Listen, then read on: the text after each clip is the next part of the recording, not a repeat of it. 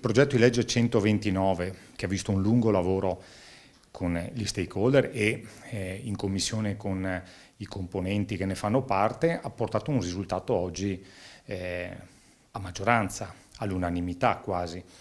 Un progetto di legge che cerca di intervenire nel mondo della cooperazione sociale dando delle regole ben precise, ovvero chi è cooperativa sociale, chi fa un intervento di riabilitazione, di inserimento lavorativo di disabilità e chi invece utilizza questo settore, questo comparto normativo per agevolarsi e pertanto di fare falsa cooperazione che a noi ovviamente non interessa.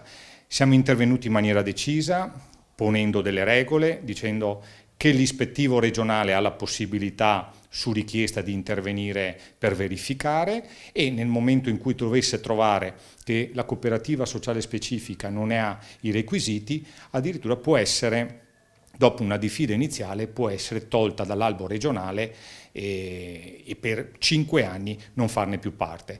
È un intervento importantissimo. Dobbiamo finalmente dire a quelle false cooperative che per loro non c'è spazio.